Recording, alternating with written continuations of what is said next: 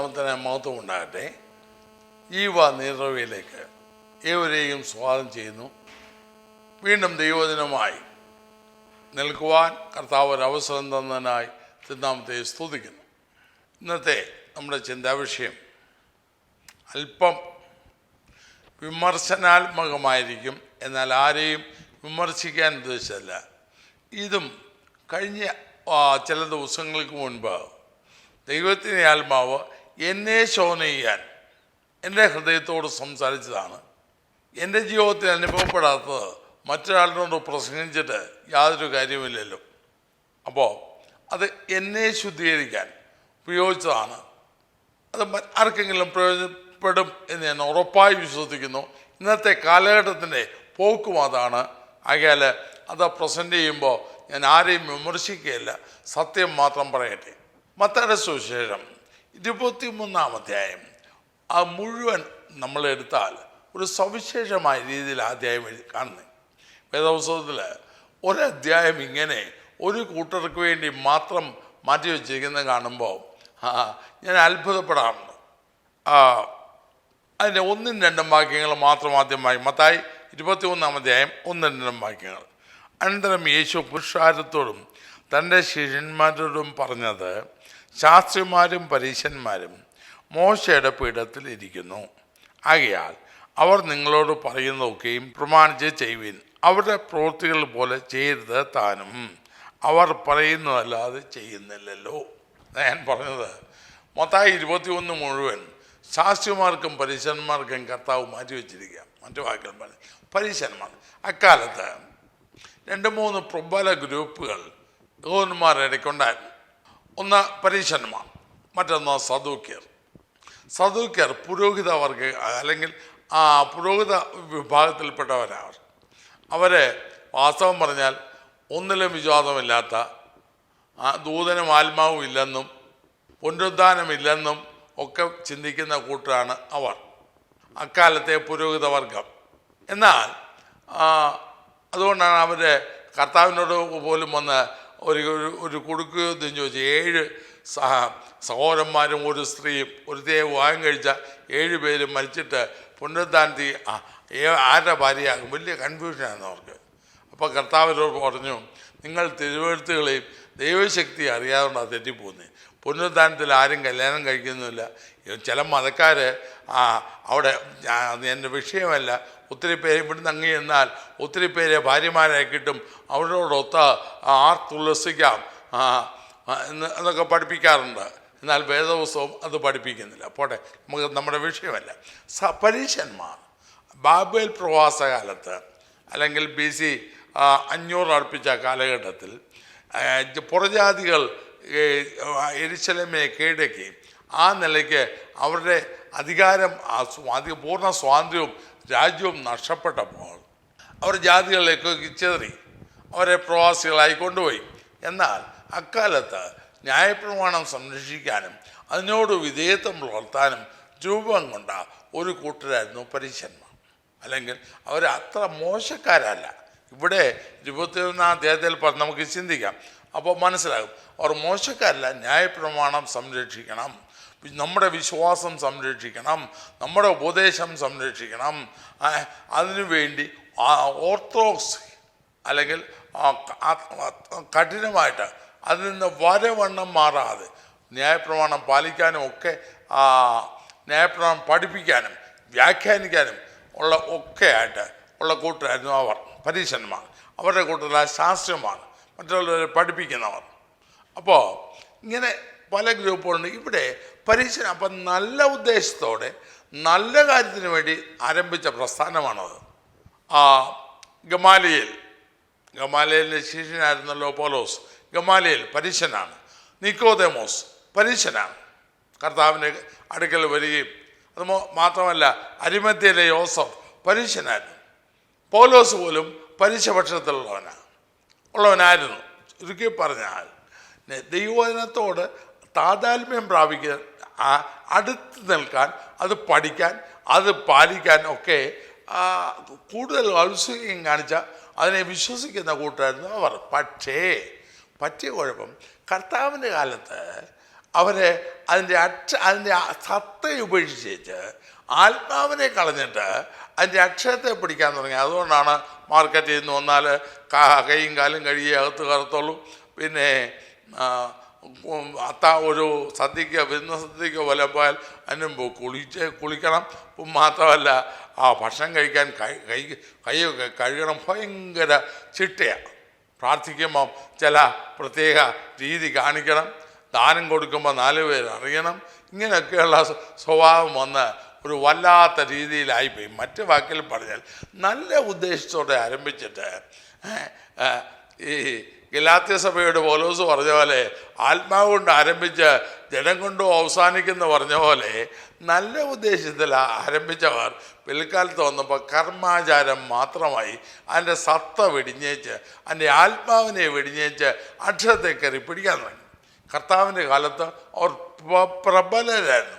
യേശുവിൻ്റെ പ്രസംഗം കേട്ട് പരീശന്മാർ ഇടറിപ്പോയത് ശിഷ്യന്മാർ വന്ന് കർത്താവിനോട് പറഞ്ഞല്ലോ.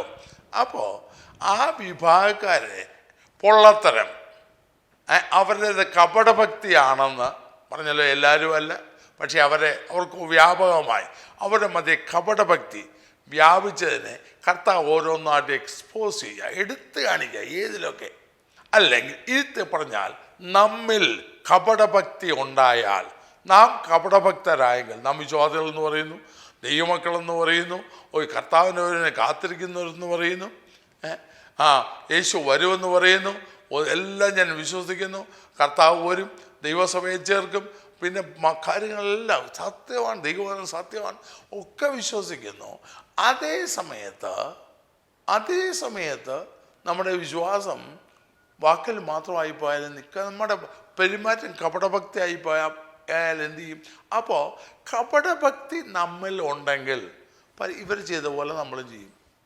അതാ പറഞ്ഞ 21 അധ്യായത്തിൽ 7 പ്രാവശ്യം കപടഭക്തിക്കാരായ ശാസ്ത്രിമാരും പരീക്ഷന്മാരുമായുള്ളവരെ എന്ന് കർത്താവരെ മുഖത്ത് നോക്കി പറഞ്ഞു.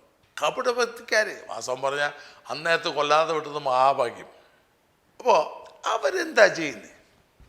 ചില കാര്യങ്ങൾ എടുത്തു കാണിക്കുമ്പോൾ നാം അക്കൂട്ടത്തിലുണ്ടോ? അതാ ഞാൻ പറഞ്ഞേ, എന്നോട് എൻ്റെ വ്യക്തി ജീവിതത്തോട് ദൈവാത്മാവ് സംസാരിച്ചതാണ് ഞാൻ പങ്കുവെക്കുന്നത്. കർത്താവ് എത്രയോ പ്രാവശ്യം മത്തായി 21 അധ്യായം വായിച്ചിട്ടുണ്ട്. പക്ഷേ അപ്പോഴൊന്നും ഞാനങ്ങനെ ചിന്തിച്ചിട്ടില്ല. ദൈവാത്മാവ് എന്നെ ഉണർത്തിയപ്പോൾ, ബോധം വരുത്തിയപ്പോഴാണ് എൻ്റെ കണ്ണ് തുറന്നതും അത് ചിന്തിക്കാനിടയായത്. അവർക്കെന്താ കുഴപ്പം? ഒന്നാമത് 3-ാം വാക്യത്തിലുണ്ട്, അവർ പറയുന്നതല്ല അത് ചെയ്യുന്നില്ലല്ലോ. പറയുന്നു, ചെയ്യുന്നില്ല. വിശ്വാസ പ്രമാണം പറയുന്നു, വിശ്വാസം പറയുന്നു, കാര്യങ്ങൾ പറയുന്നു, ധാരാളം സംസാരിക്കുന്നു, പക്ഷേ ജീവിതത്തിലില്ല. ഇംഗ്ലീഷിൽ ഒരു പഴഞ്ചൊല്ലുണ്ട്, action speak louder than words. വാക്കുകളേക്കാൾ ഉച്ചത്തിൽ പ്രവൃത്തി സംസാരിക്കുന്നു. ഇന്നും ഒത്തിരി പറച്ചിലുണ്ട്, ഞങ്ങൾ ദൈവമക്കൾ, ഞങ്ങൾ സ്വർഗത്തിന് വേണ്ടി കാത്തിരിക്കുന്നവരാ, ഞങ്ങൾ വിശ്വാസികളാ. ശരിയാ. പക്ഷേ യാക്കോബ് പറഞ്ഞു, വ്യർത്ഥ മനുഷ്യ, പ്രവൃത്തിയില്ലാത്ത വിശ്വാസം ചത്തത്. ഒന്ന് നാം പറയുന്നെങ്കിൽ അത് നമ്മുടെ ജീവിതത്തിൽ വേണം, ഇല്ലെങ്കിൽ പറയരുത്. അത് കാപട്യമാണ്, കപടഭക്തി. കപടഭക്തിക്കാരെ ഞാൻ വേഗം അങ്ങ് പറഞ്ഞു വിടാം. ഒരു ലക്ഷണം പറച്ചിലേ ഉള്ളൂ, ജീവിതത്തിലില്ല. ക്രിസ്തീയ ജീവിതം വാചകമടിയുടെ ജീവിതമല്ല, പ്രായോഗിക ജീവിതമാണ്.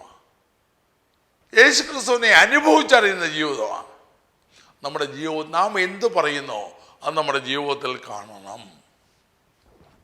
നമ്മിൽ കാണണം, അല്ലെ പിന്നെ പറഞ്ഞിട്ട് കാര്യമില്ല. മാത്രമല്ല അവർ ചെയ്യുന്നത്, അതിൻ്റെ 5-ാം വാക്യത്തിൽ, അവർ തങ്ങളുടെ പ്രവൃത്തികളെല്ലാം മനുഷ്യർ കാണേണ്ടതിനത്രേ ചെയ്യുന്നത്. 1 കപടഭക്തി എന്നിലുണ്ടെങ്കിൽ വാചകമടി മാത്രമേ കാണത്തുള്ളൂ, എൻ്റെ ജീവിതത്തിൽ ഒട്ടും കാണത്തില്ല, ഒരു ബന്ധവുമില്ല. 2 ഞാൻ പറഞ്ഞ പോലെ 5-ാം വാക്യത്തിൽ, അവർ ആർക്ക് വേണ്ടിയാ ചെയ്യുന്നേ? അവർ തങ്ങളുടെ പ്രവൃത്തി മനുഷ്യർ കാണേണ്ടതിന്, ദൈവം കാണാനല്ല. അവിടെ ചില കാര്യങ്ങൾ പറയുന്നു, മനുഷ്യർ കാണാൻ, മറ്റുള്ളവരെ കാണിക്കാൻ. നമ്മുടെ ആരാധനകളെല്ലാം നോക്കിയാൽ, നമ്മുടെ കുടിവരകൾ എല്ലാം നോക്കിയാൽ, നമ്മുടെ പെരുമാറ്റം നോക്കിയാൽ നമ്മൾ ഒത്തിരി പ്രസംഗിക്കുന്നുണ്ട്. പക്ഷേ മനുഷ്യരെ കാണിക്കാൻ ഇല്ല. അവരെക്കുറിച്ച് തന്നെ കപടഭക്തിയെക്കുറിച്ച് ഒത്തിരി കർത്താവ് പറയുന്നുണ്ട്. ഇവിടെ ചില പ്രത്യക്ഷമായ രീതിയിൽ പറഞ്ഞു. ഈ ജനം അടുത്ത് വന്ന് യശയ്യാപ്രവചനം 29-ാമത്തെ അത് കർത്താവ് ഉദ്ധരിക്കുകയും ചെയ്തു. ഈ ജനം അടുത്ത് വന്ന് അതിരം കൊണ്ട് എന്നെ ബഹുമാനിക്കുന്നു, എന്നാൽ അവർ ഹൃദയമോ എന്നെ വിട്ട് ദൂരത്തകന്ന് ഇരിക്കുന്നു. ഇതുപോലെ വാചകമണി മനുഷ്യർ കാണണം. നമ്മുടെ ഭക്തി വേഷത്തിൽ സമൂഹത്തിൽ അംഗീകരിക്കപ്പെടണം. മനുഷ്യനെ മാനിക്കണം. ഒരിക്കൽ ഒരു പ്രസിദ്ധ ദൈവവാസൻ, ഞാൻ ആളുടെ പേര് പറയുന്നില്ല, ഇങ്ങനെ പറഞ്ഞ് ഞാൻ ഓർക്കുന്നു. ഒരു ഞങ്ങൾ ചിലരെ ഇരുന്ന് സംസാരിക്കുന്നിടത്ത് അദ്ദേഹത്തെ കാണാൻ പോയപ്പോഴാണ് പറഞ്ഞ്, ഇന്ന് സമൂഹം നമ്മെ അംഗീകരിക്കണമെങ്കിൽ അതിനനുസരിച്ചുള്ള വേഷം ധരിക്കണം. പണ്ട് ഭൂലോകത്തെ കലഹിപ്പിച്ചവരെന്ന് പറഞ്ഞത് അവർ അതിനനുസരിച്ച് വേഷം ധരിച്ചിട്ടല്ല, പിന്നെ ദൈവശക്തി വ്യാപരിച്ചുകൊണ്ട്. ഇന്ന് മനുഷ്യർ അതില്ല, ശക്തി പോയി. ഇല്ല, ഞാൻ ഇങ്ങനെ പറയാറുണ്ട്, രഹബെയാം ശലോമോന് 150 വലിയ പരിചയം ഉണ്ടാക്കി വെച്ചു. പൊന്നുകൊണ്ടുള്ള പരിചയം ഉണ്ടാക്കി വെച്ചു. അവൻ്റെ മോൻ്റെ കാലം വന്നപ്പോൾ അവൻ ദൈവത്തെ വിട്ട തോന്നിയ പോലെ പോയ സമയത്ത് ആമ്പിള്ളേരെ ഒന്നല്ല ആക്രമിച്ചെടുത്തുകൊണ്ട് പോയി. അപ്പോൾ അവൻ എന്ത് ചെയ്യുന്നറിയോ? പുസ്തകത്തിൽ എഴുതിയിരിക്കുന്ന പഴയ നിയമത്തിലുണ്ട്, രാജാക്കന്മാരെയും പുസ്തകത്തിൽ കാണും. അവൻ്റെ രഹബെയാമിൻ്റെ കാലം വന്നപ്പോൾ ആമ്പിള്ളേർ അടിച്ചു മാറ്റിക്കൊണ്ടുപോയി, അവനെ ആക്രമിച്ച് കേട്ടാക്കി അതെല്ലാം കൊണ്ടുപോയി. അപ്പോൾ എന്ത് ചെയ്യുന്നറിയോ? പഠിച്ച പോലെ താമ്രം കൊണ്ട് അപ്പൻ പൊന്നു കൊണ്ടാണ് ഉണ്ടാക്കി, യവനെ താമ്രം കൊണ്ട് പരിചയം ഉണ്ടാക്കി വെച്ചു. ഇതുപോലെ ഒറിജിനൽ പോയി. ഇപ്പം മനുഷ്യ മാനിക്കണം. അവരെ 6-ാം വാക്യത്തിലുണ്ടല്ലോ, തങ്ങളുടെ മന്ത്രപ്പെട്ട വിധിയാക്കി തൊങ്ങൽ വലുതാക്കുന്നു, അത്താഴത്തിൽ പ്രധാന സ്ഥലം, പള്ളിയിൽ മുഖ്യാസനം, അങ്ങാടിയിൽ വന്ദനം, മനുഷ്യർ റബ്ബി എന്ന് വിളിക്കണം. ഇന്നലെ പുസ്തകം കൊണ്ട് ഇങ്ങോട്ട് ഇറങ്ങിയ ഓനും റഫറണ്ട എന്തുവാന്നറിയത്തില്ല. ചെത്തി മിനിങ്ങി നടക്കണം. കപടഭക്തി. 4 പേര് നമ്മളെ മാനിക്കണ്ടായോ? ലോകം അംഗീകരിക്കണ്ടേ? മുടങ്കാലേ ഇരിക്കേ, അത് പോയി. അതിനെക്കുറിച്ച് ചിന്തിക്കുന്നില്ല. ദൈവകൃപയാൽ നിറഞ്ഞ ദൈവാത്മാവിൽ ശക്തിപ്പെട് കർത്താവിനോട് അടുത്തിരിക്കുക. അത് നേരമില്ല. പറയുന്നേ ഉള്ളൂ, ചെയ്യുന്നില്ല. മനുഷ്യർ ലോകത്തിൻ്റെ അംഗീകാരം മനുഷ്യർ കാണാൻ, കർത്താവ് കാണണ്ട, ദൈവം അറിയണ്ട. പ്രിയമുള്ളവരെ, ഈ സ്വഭാവം ഇത് നമ്മിലും ഉണ്ടെങ്കിൽ, പരിശുദ്ധന്മാർക്ക് അന്നുണ്ടായിരുന്ന പോലെ നമ്മിലും ഉണ്ടെങ്കിൽ നാമും അതുപോലെ. മാത്രമല്ല, അതിൻ്റെ 12-ാം വാക്യത്തിൽ വേറൊരു ദുഃഖകരമായ കാര്യം കാണാം. 13-ാം വാക്യം, ഭക്തിക്കാരായ ശാസ്ത്രിമാരും പരിശുദ്ധന്മാരുമായുള്ളവരെ നിങ്ങൾക്ക് ഹാകക്ഷം, നിങ്ങൾ മനുഷ്യർക്ക് സ്വർഗരാജ്യം അടച്ചു കളയുന്നു, നിങ്ങൾ കിടക്കുന്നവരെ കടപ്പാൻ സമ്മതിക്കുന്നുമില്ല. മറ്റുള്ളവർക്ക് ഇടർച്ച അല്ലെങ്കിൽ സത്യമായി പരമാർത്ഥമായി കർത്താവിനെ സേവിക്കാൻ ആഗ്രഹിക്കുന്നവരെ വഴിതെറ്റിക്കുന്ന, അവരെ കൃപയിൽ നിന്ന് മാറ്റിക്കളയുന്ന ഉപദേശവും പഠിപ്പിക്കലും കപടഭക്തിയുടെ ലക്ഷണമല്ലേ? 14-ാം വാക്യത്തിൽ പിന്നെയും പറഞ്ഞേച്ച്, നിങ്ങൾ ഒരുത്തനെ മഹത്വത്തിൽ ചേർപ്പാൻ കടലും കരയും ചുറ്റി നടക്കുന്നു, ചേർന്ന ശേഷം അവനെ നിങ്ങളെക്കാൾ ഇരട്ടിച്ച നരകയോഗ്യനാക്കുന്നു. കപടഭക്തി നമ്മിലുണ്ടെങ്കിൽ മറ്റുള്ളവർക്ക് നാം ഇടർച്ചയാണ്. മറ്റുള്ളവർക്ക് തെറ്റായ മാതൃക കാണിച്ച് അവരെ വഴിതെറ്റിക്കുന്നു. നാം മാത്രമല്ല തെറ്റുന്നത്, പിന്നെ മറ്റുള്ളവരെ നശിപ്പിക്കുന്നു. വലിയ ആത്മഭാരമാണ്. നല്ലതാണ്, ആത്മഭാരം വേണം. പക്ഷേ മാതൃകയില്ലാത്ത വ്യക്തി, കപടഭക്തിയുള്ള വ്യക്തി ആത്മഭാരം പറയുമ്പോൾ മറ്റുള്ളവനെ വഴിതെറ്റിക്കാണെന്ന് ഓർക്കണം. മറ്റുള്ളവർക്ക് ഇടച്ച സ്വയം കപടഭക്തിയാണ്. പക്ഷേ സത്യാന്വേഷികളെയും വഴിതെറ്റിക്കുന്ന, അവരെ ഈ ദൈവരാജ്യത്തിൽ നിന്ന് അകറ്റിക്കളയുന്ന, ലക്ഷ്യത്തിൽ നിന്ന് അകറ്റിക്കളയുന്ന രീതി ഉണ്ടെങ്കിൽ എത്രയോ അപകടം. ഞാൻ അതിവേഗത്തിൽ പറഞ്ഞു പോകട്ടെ. മാത്രമല്ല അതിൻ്റെ 16 മുതൽ 22 വരെയുള്ള വാക്യത്തിൽ അവിടെ ഓരോ കന്യകയിലും കപടഭക്തിക്കാരെ മാത്രമല്ല മറ്റു പ്രധാന കാര്യം പറയുന്നുണ്ട് അവിടെ. ഞാനത് വിട്ടുപോയി. ആ 11-ാം വാക്യത്തിൽ തന്നെ അതിൻ്റെ 2-ാം ഭാഗത്ത് നിങ്ങൾ വിധവമാരുടെ വീടുകളെ വിഴുങ്ങി ഉപായരൂപേണ ദീർഘമായി പ്രാർത്ഥിക്കുകയും ചെയ്യുന്നു. ഉപായരൂപേണ ദീർഘമായി പ്രാർത്ഥിക്കുന്നു. ഞാൻ ചോദിക്കട്ടെ, ഇന്ന് പ്രാർത്ഥനകൾ ധാരാളം ഒരു കൺവെൻഷൻ വെച്ചാൽ തന്നെ ഒരു 4-5 പേര് പ്രാർത്ഥിക്കും, കുഴപ്പമില്ല. എല്ലാവരും വിവാഹ ശുശ്രൂഷയും അതുപോലെ തന്നെ ഇതൊക്കെ നടക്കുന്നു. ഞാനൊന്ന് ചോദിക്കുന്നത്, ഈ പ്രാർത്ഥന മനുഷ്യർ കേട്ട് സർട്ടിഫൈ ചെയ്യണമെന്നാണോ അതോ എൻ്റെ ദൈവം അംഗീകരിക്കണമെന്നാണോ ഉള്ള മനോഭാവത്താണോ നാം പ്രാർത്ഥിക്കുക? അവിടെയാ പ്രശ്നം. ഉപായരൂപേണ, ഉപായം എന്ന് പറയുമ്പോൾ തന്നെ ആ തട്ടിപ്പാണെന്നാണല്ലോ അർത്ഥം. ദീർഘമായി പ്രാർത്ഥിക്കുന്നു. അപ്പോൾ ആ പ്രാർത്ഥന സ്വർഗത്തിലെത്തുന്നില്ല. എന്നിട്ടാണ് 16 മുതൽ 22 വരെയുള്ള വാക്യത്തിൽ അവരെ വേറൊരു കാപട്യം പറയുന്നു. ഇത് നമുക്ക് കപടഭക്തി ഉണ്ടെങ്കിൽ നമ്മളും ഇതുപോലെ ആയിരിക്കും. എന്താണെന്നറിയോ? മന്ദിരത്തെ ചൊല്ലി സത്യം ചെയ്താൽ കുഴപ്പമില്ല. എന്നാൽ മന്ദിരത്തിലെ സ്വർണത്തെ ചൊല്ലി സത്യം ചെയ്യുന്നവനോ കടക്കാരൻ. ചുരുക്കി പറഞ്ഞാൽ കടക്കാരനാകുമ്പോൾ അവൻ കടം വീട്ടണം. ആ യാഗപീഠത്തെ ചൊല്ലി ചുരുക്കി എഴുതി അവിടെ വായിച്ചാൽ കാണാം. 21, 23 വരെ, 16 മുതൽ 22 വരെയുള്ള വാക്യങ്ങൾ അത് തന്നെ കാണാം. എന്താണെന്നറിയാം, അവരുടെ ലക്ഷ്യം കാശാണ്. കമന്ന് വീണ കാപ്പണം എടുക്കണം. കാശ് കാശ് കാശ്, ദ്രവ്യാഗ്രഹം. ഇന്ന് കാശുണ്ടാക്കാനല്ല. എൻ്റെ ഒരു സ്നേഹിതനുണ്ട്, ഒരു സ്നേഹിതൻ്റെ ആത്മീയ ജ്യേഷ്ഠ സഹോദരൻ. അദ്ദേഹം പറയുമായിരുന്നു, രോഗശാന്തിക്ക് പണത്തിന് വേണ്ടി, രോഗശാന്തിക്ക് പ്രാർത്ഥിക്കാൻ, കൺവെൻഷന് പ്രസംഗിച്ചാൽ പണത്തിന് വേണ്ടി, റേറ്റ് കുറഞ്ഞ അടുത്ത പ്രാവശ്യം വരത്തില്ല. ഭൂതത്തെ ഇറക്കാൻ പോയാൽ പണത്തിന് വേണ്ടി. ഇത് എൻ്റെ വാക്കല്ല, അദ്ദേഹത്തിൻ്റെ വാക്കാണ്. അദ്ദേഹം നിത്യതയിൽ വിശ്രമിക്കുന്നു, ഭക്തനായ മനുഷ്യൻ. എല്ലാം പണത്തിന് വേണ്ടി. മറ്റുള്ളവർക്കുണ്ടോ ഇല്ലയോ? എനിക്ക് ഇല്ല. പണ്ട് കുഞ്ഞനമ്പയാർ പറഞ്ഞ പോലെ ദീപസ്തംഭം മഹാചര്യം, നമുക്കും കിട്ടണം പണം. എല്ലാം കാശിന് വേണ്ടി, കാര്യസാധ്യതത്തിന് വേണ്ടി. അത് അവർ പരീശന്മാർ അത് ചെയ്യുന്നെങ്കിൽ, അത് കപടഭക്തിയുടെ ലക്ഷണമെന്ന് കർത്താവ് പറഞ്ഞെങ്കിൽ, നമ്മുടെയും ജീവിതത്തിൻ്റെ പ്രധാന ലക്ഷ്യം അതാണെങ്കിൽ അവരും നമ്മൾ തമ്മിലുള്ള എന്താ വ്യത്യാസം? മാറ്റില്ലെങ്കിൽ നാം കപടഭക്തരെങ്കിൽ ദ്രവ്യാഗ്രഹികളായിരിക്കും. ദുർമോഹികളായി ദ്രവ്യാഗ്രഹികൾ. അപ്പോൾ ഈ കടക്കാരനാകുമ്പോൾ അവൻ കടം വീട്ടണ്ടേ? അപ്പോൾ അതുപോലെ ഏത് കാര്യത്തിനും ഈ കഴിഞ്ഞിരിക്കുക. ഇപ്പോൾ സോഷ്യൽ മീഡിയയുടെ കാലമാണല്ലോ. ഓരോ സംഭവങ്ങൾ വരുന്നത് കണ്ട് അയ്യോ ചിരിച്ചു മണ്ണ് കപ്പണോ അല്ലെങ്കിൽ കരഞ്ഞു പോകണോ നിലവിളിക്കണോ എനിക്കറിയത്തില്ല. അത്രത്തോളം ലജ്ജാകരമായ പ്രവൃത്തികൾ, കപടഭക്തി, ഇതെല്ലാം കാശുണ്ടാക്കാൻ. മാത്രമല്ല, ഞാൻ മുന്നോട്ട് നീങ്ങണ്ട, ഞാൻ പറഞ്ഞല്ലോ, ഞാനിത് വിശദീകരിക്കുന്നില്ല. എന്നിൽ കപടഭക്തി ഉണ്ടെങ്കിൽ എല്ലാം കാശ് എൻ്റെ മുന്നിലായിരിക്കത്തുള്ളൂ.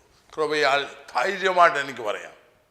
എൻ്റെ 54-ാമത്തെ ക്രിസ്തീയ ജീവിതത്തിലെ ആത്മീയമായിട്ടുള്ള വയസ്സാണ്. 54 വർഷത്തിനിടയ്ക്ക് ഇന്ന് വരെ കാശിനാവശ്യം വന്ന ധാരാളം രംഗങ്ങളുണ്ട്, ഇല്ലെന്ന് പറഞ്ഞിട്ടില്ല. പക്ഷേ ഒരു വിധത്തിലും അത് ആ പാപത്തിന് അടിമപ്പെടാതെ കർത്താവ് ഇന്നു വരെ സൂക്ഷിച്ചു. ആരും പറയത്തില്ല. എനിക്ക് ധൈര്യമായി പറയാം, എന്നെക്കുറിച്ച് ആരും അത് പറയത്തില്ല. അതിൽ ഞാൻ ഭക്തനല്ല, ഇതിൽ ഒത്തിരി പോരായ്മകളുണ്ട്. പക്ഷേ ദ്രവ്യാഗ്രഹം, പൗലോസ് പറഞ്ഞത്, ദ്രവ്യാഗ്രഹം സകലവിധ ദോഷത്തിന് മൂലമല്ലോ. വാങ്ങിച്ചാൽ കൊടുക്കുകയില്ല, വ്യാജം പറഞ്ഞ് തട്ടിപ്പ് പറഞ്ഞ് അടിച്ചു കൊണ്ടുപോകും. യോ ദുഃഖകരം. ഇത് കപടഭക്തി അല്ലെങ്കിൽ ഇവരെന്താണ്? അടുത്ത ഞാൻ മുന്നോട്ട് നീങ്ങട്ടെ. അടുത്ത അവരെക്കുറിച്ച് 23-ാം വാക്യം മുതൽ അവർ നല്ല കാര്യം ചെയ്യുന്നുണ്ട്. എന്താണെന്നറിയാമോ? ചതകുപ്പയിലെ ജീരകത്തിലൊക്കെ ദശാംശം കൊടുക്കുന്നുണ്ട്. അതിലൊക്കെ കൃത്യമാണ്. പക്ഷേ ഒരു കാര്യം അപ്പം കർത്താവിനെ പറഞ്ഞ് ഞാൻ വായിക്കാം. ന്യായം, കരുണ, വിശ്വസ്തത ഇങ്ങനെ ന്യായപ്രമാണത്തിൽ കനിമേറിയവ തേച്ചു കളയുകയും ചെയ്യുന്നു. അത് ചെയ്യുകയും ഇത് ത്യജിക്കാതിരിക്കുകയും ചെയ്യണം. ഖനമേറിയതോ ശ്രേഷ്ഠമായതോ ഉത്തമമായതോ ത്യജിക്കുന്നു. വിശ്വസ്തത, സംഗീതത്തിൽ പറഞ്ഞ പോലെ വിശ്വസ്തന്മാർ മനുഷ്യപുത്രന്മാരിൽ കുറഞ്ഞിരിക്കുന്നു. അതൊന്നും വേണ്ട, ദശാംശം കൊടുത്താൽ മതി. എന്താ ഇന്ന് പലരും കൊടുക്കുന്നത് എന്താണെന്നറിയാമോ? ഒന്ന് കൊടുത്താൽ, ദശാംശം കൊടുത്താൽ ദൈവം അനുഗ്രഹിക്കും. അല്ലെങ്കിൽ പണം കൂടുതൽ കിട്ടാനാ ദ്രവ്യാഗ്രഹത്തിൻ്റെ ഒരു ഭാഗമായിരുന്നു പലരും കൊടുക്കുന്നത്. എല്ലാവരുമല്ല, എന്നെ തെറ്റിദ്ധരിക്കരുത്, എല്ലാവരുമല്ല. വിശ്വസ്തയോടെ ദൈവത്തെ മഹത്വപ്പെടുത്താൻ, കർത്താവിനെ എൻ്റെ ധനം കൊണ്ട് ആരാധിക്കണം. ഇതെൻ്റെ ദശാംശത്തിലും അധികം കണക്ക് വെച്ചാൽ ദശാംശം ഒരു ടാർഗറ്റ് ലിമിറ്റാണ്, അതിലധികമാണ്. പൗലോസ് പറഞ്ഞത്, ഞാൻ അതിസന്തോഷത്തോടുകൂടെ നിങ്ങൾക്ക് വേണ്ടി ചെലവിടുകയും ചെലവായി പോവുകയും ചെയ്യുന്ന, ഇതാണ് ദൈവത്തിൻ്റെ പ്രമാണം. ചെലവിടുകയും ചെലവായി പോവുകയും ചെയ്യുക. ഇന്ന് ജീരകം, ചതകുപ്പ, ഇതിലെല്ലാം ദശാംശം. തുളസി എനിക്ക് മനസ്സിലാകുന്നില്ല, തുളസിയിലൊക്കെ ദശാംശം കൊടുക്കുന്ന എന്താണ്? അല്ലെങ്കിൽ എല്ലാ ഭൗതിക വിഷയങ്ങളെല്ലാം എന്തിനാ? പ്രധാനപ്പെട്ട ജീവിതമില്ലാതെ നീ പണം കൊടുത്തിട്ട് എന്ത് കാര്യം? കരുണയില്ലാതെ സഹോദരങ്ങളോട്, സഹോദരങ്ങളോട് കരുണയില്ലാതെ ഇടപെട്ടിട്ട് ദശാംശം കൊടുത്തിട്ട് കാര്യമൊന്നുമില്ല. വിശ്വസ്തതയില്ലാതെ വാക്കിൽ നേരില്ല, നടപ്പിൽ നേരില്ല, ഇടപാടിൽ നേരില്ല, ഒരു നേരുമില്ല.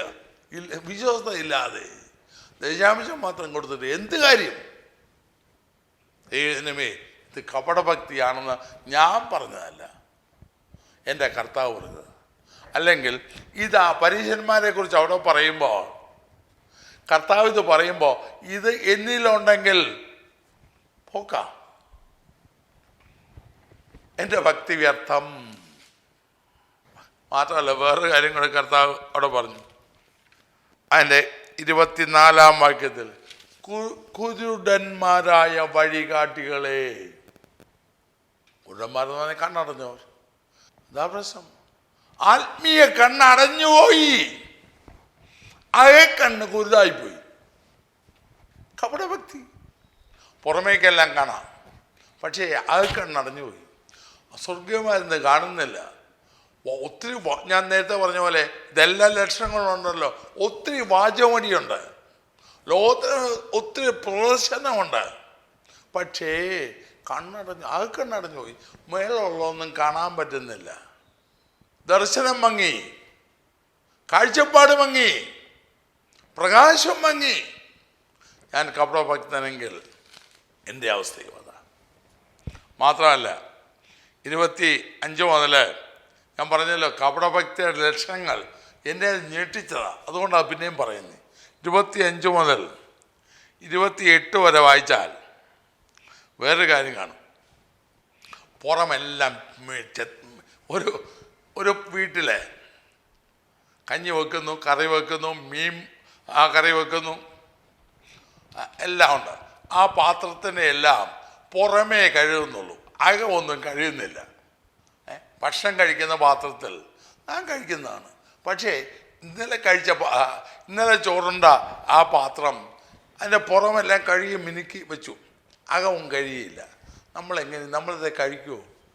അല്ലെങ്കിൽ വെള്ളം കുടിക്കുന്ന ഗ്ലാസ്സിൽ, ചായ കുടിച്ച ഗ്ലാസ്സിൽ, ഒരേ ഗ്ലാസ്സിൽ ആ ചായ കുടിക്കാന്നിരിക്കട്ടെ, ഇന്നലെ ചായ കുടിച്ച ഗ്ലാസ്സിൻ്റെ പുറമൊക്കെ ഒരു അഴുക്കുമില്ലാതെ മിനുക്കി ആ ഗ്ലാസ് വെച്ചിട്ടുണ്ട്. പക്ഷേ അതിനകത്ത് വീണ്ടും ചായ കുടിച്ചു കഴിഞ്ഞാൽ ഞാൻ കുടിക്കുകയില്ല. എന്നെ കേൾക്കുന്ന പ്രിയപ്പെട്ടവർ എത്ര പേര് കുടിക്കുമെന്ന് എനിക്കറിയത്തില്ല. പുറമെല്ലാം മിനുക്കുക, കിണ്ടികിണ്ണങ്ങളുടെ പുറം. അതാ അവിടെ പറഞ്ഞത്. ഇന്നലെ കർത്താവ് കുരുടനായ പരീശനെ, കിണ്ടികിണ്ണങ്ങളുടെ പുറം വെടിപ്പാക്കേണ്ടതിന് മുൻപേ അവിടെ അകം വെടിപ്പാക്കുക. ഞാൻ കണ്ടിട്ടുള്ളത്, ഇതുവരെയുള്ള അനുഭവത്തിൽ ഞാൻ കണ്ടിട്ടുള്ളത്, ഞാൻ ചെയ്തിട്ടുള്ളത്, പാത്രം കഴിയുമ്പോൾ ആദ്യം അതിൻ്റെ അകമാണ് കഴിയുക, പിന്നെയാണ് പുറം കഴിയുന്നത്. പ്രിയമുള്ളവരെ, അകം വെടിപ്പില്ല. താഴെ വതാ പറയുന്നത്, കല്ലറകൾ പുറം മിനുക്കുന്നു, അകത്തോ ചീഞ്ഞ് നാർന്ന അസ്ഥികൂടങ്ങൾ. പുറമേക്കെല്ലാം നമ്മൾ തെക്കൻ ഭാഗത്തൊരു ഇങ്ങനൊരു പഴഞ്ചൊല്ല് പറയും, ക്ഷമിക്കണം, പുറം മിനുക്കടി അകം പുഴുക്കടി. ഞാൻ വളർന്നത് ഈ തെക്കൻ തിരുവിതാംകൂറിലായതുകൊണ്ട് ഇവിടെയുള്ള പലതും എനിക്കറിയാം. അപ്പോൾ പുറം മിനുക്കടി അകം പുഴുക്കടി. അകത്ത് ദൈവാഗ്രഹവും ലോകസ്നേഹവും കാപട്യവും വഞ്ചനയും തട്ടിപ്പും വ്യാജവും ദുർമോഹങ്ങളും കുടികൊള്ളുമ്പോൾ, അപ്പോൾ ഈ പുറമല്ല വിഷയം, പുറമല്ല, അകമാ വൃത്തിയാക്കണ്ടേ. അകം മർക്കോസ് സുവിശേഷത്തിലും മത്തായിലും കർത്താവ് പറയുന്നുണ്ടല്ലോ, അകത്തുനിന്ന്, മനുഷ്യൻ്റെ അകത്തുനിന്ന്. അത് നമ്മൾ പറയും രക്ഷിക്കപ്പെടാത്തവരെ കുറിച്ചാണ്, എല്ലാം ദുശ്ചിന്ത അതെല്ലാം വരുന്നു. രക്ഷിക്കപ്പെട്ടവർക്കോ ഞാൻ സ്വർഗത്തിന് പോകാൻ തയ്യാറായിരിക്കുക, പക്ഷേ ദൈവാഗ്രഹം മാറിയില്ല, ദുശ്ചിന്ത മാറിയില്ല, ദുരാഗ്രഹം മാറിയില്ല, ദുർമോഹം മാറിയില്ല, ദുസ്വഭാവം മാറിയില്ല, ഏഷണി മാറിയില്ല. അങ്ങനെ ആയാലോ? അപ്പോൾ കർത്താവ് പറയുക, കലറ കിണ്ണീങ്ങളുടെ പുറവും കലറുകളും മിനുക്കി ഇരിക്കുക, അകത്തുള്ളത് പുറത്തു, അകത്തുള്ളത് ശരിയാക്കുക, അകം വൃത്തിയാക്കുക.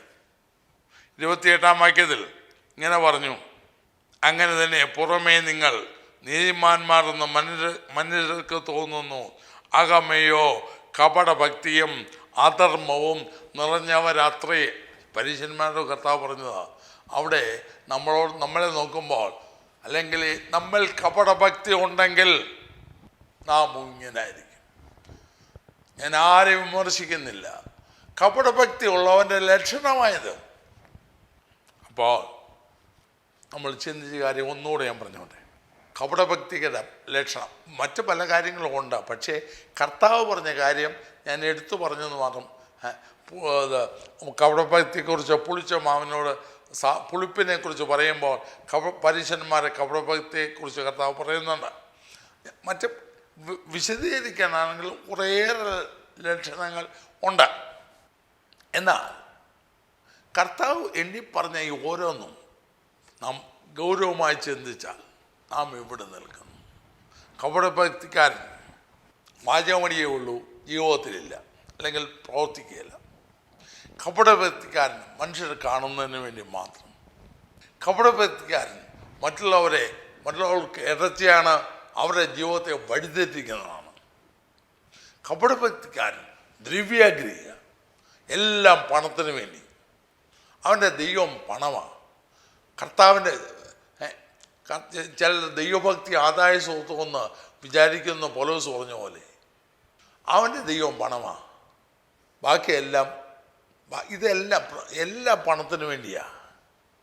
മാത്രമല്ല ഉപായത്തോടെ പ്രാർത്ഥിക്കുന്നു, നീണ്ട പ്രാർത്ഥന, ദൈവം കേൾക്കാനല്ല.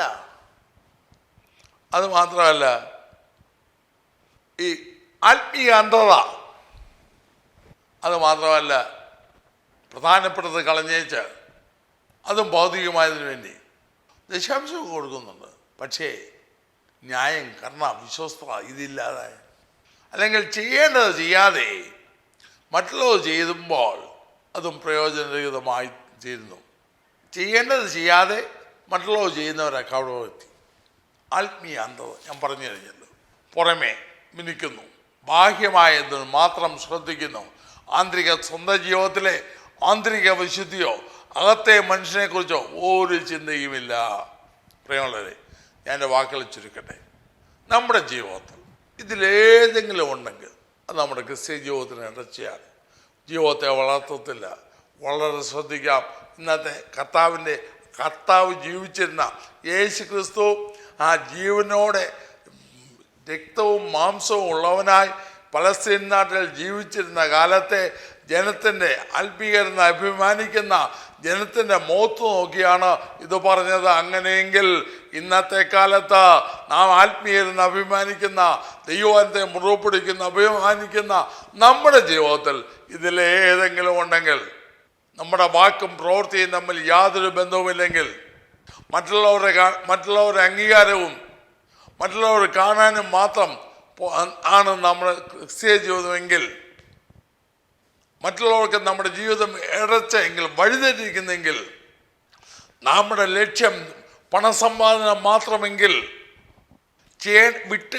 ചെയ്യേണ്ടത് ചെയ്യാതെ ചിലതിന് മാത്രം പ്രാധാന്യം കൊടുക്കുന്നു എങ്കിൽ, ബാഹ്യമായ വെടിപ്പിനെ മാത്രം ശ്രദ്ധിക്കുകയും അധികമായി ശുദ്ധീകരണം ഇല്ലാതിരിക്കുകയും ചെയ്യുന്നെങ്കിൽ, നമ്മുടെ അകക്കണ്ണ് അടഞ്ഞുപോയെങ്കിൽ, പ്രിയമുള്ളവരെ, നാം അക്കൂട്ടത്തിലാണ്, വലിയ അപകടത്തിലാണ്. ആകയാൽ നമുക്ക് മനസ്സാന്തരപ്പെടാം, യഥാസ്ഥാനപ്പെടാം. കർത്താവിൻ്റെ വാക്കുകൾ നമ്മുടെ മാത്രമല്ല, അവസാനം കർത്താവ് പറഞ്ഞത് മൊത്തത്തിൽ യെരൂശലേമിനെ ഉദ്ദേശിച്ചാണ്.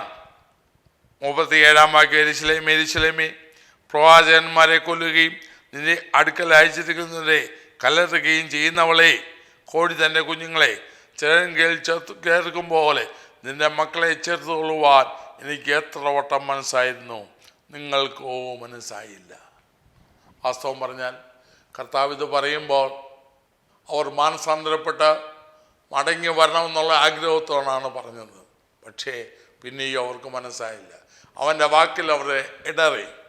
നമ്മുടെ ജീവിതത്തിലും സത്യത്തിന് മുൻപിൽ, പത്യോപദേശത്തിന് മുൻപിൽ, ദൈവവചനത്തിന് മുൻപിൽ, ദൈവവചനമാകുന്ന ദർപ്പണം നമുക്ക് നേരെ പിടിച്ച് നമ്മെ കാണിക്കുമ്പോൾ അതിൻ്റെ മുൻപിൽ നമ്മളെ സഹായിക്കാൻ അവൻ ആഗ്രഹിക്കുന്നുവെങ്കിലും ഇടറിപ്പോകുന്നെങ്കിൽ ദൈവത്തിനൊന്നും ചെയ്യാൻ കഴിയത്തില്ല. മനസ്സാന്തരപ്പെടാം. കപടഭക്തിയായിട്ടല്ല, സാക്ഷാലുള്ള ദൈവഭക്തരായി ദൈവസ്ഥൽ ജീവിക്കാം. ദൈവം നമ്മെ സഹായിക്കട്ടെ. നമുക്ക് പ്രാർത്ഥിക്കാം. കർത്താവേ, സ്നേഹവനായ ഞങ്ങളുടെ സ്വർഗീയ പിതാവേ, കപടഭക്തിക്കാരുടെ സ്വഭാവത്തെക്കുറിച്ച്, അവരുടെ ചില ലക്ഷണങ്ങൾ എൻ്റെ കർത്താവ് എണ്ണി പരീശന്മാരുടെ ബന്ധത്തിൽ എണ്ണി പറഞ്ഞത് ഞങ്ങൾക്ക് ചിന്തിപ്പാൻ ഇടയായല്ലോ. എൻ്റെ കർത്താവേ, ഞങ്ങളുടെ ജീവിതത്തിൽ ഇതിലേതെങ്കിലും ഉണ്ടെങ്കിൽ ഞങ്ങൾ മക്കൂട്ടത്തിലാണല്ലോ. ഞങ്ങളുടെ ഭക്തി വ്യർത്ഥമാണല്ലോ. നാഥാ, ഞങ്ങൾ അങ്ങേ സേവിക്കുന്നു പറയുന്നത് വ്യർത്ഥമാകുന്നതാണല്ലോ. അതൊരിക്കലും വരാതിരിപ്പാൻ അവിടുന്ന് ഞങ്ങളെ സഹായിക്കണമേ. മാനസാന്തരപ്പെടുവാൻ, ഞങ്ങളെ തന്നെ കണ്ടെത്തുവാൻ, ദൈവത്തിലേക്ക് തിരിയുവാൻ ഞങ്ങളെ സഹായിക്കണമേ എന്ന് പ്രാർത്ഥിക്കുന്നു. അടിയനെ കേൾക്കുന്ന പ്രിയപ്പെട്ടവരോട് ദൈവാത്മാവിടെ വരണമേ. യഥാർത്ഥ ഭക്തിയുടെ ജീവൻ നയിപ്പാൻ ഞങ്ങളെ സഹായിക്കണമേ. കർത്താവായ യേശുവിൻ്റെ നാമത്തിൽ അപേക്ഷിക്കുന്നു. കൃപയോടെ കേൾക്കണമേ. ആമേൻ.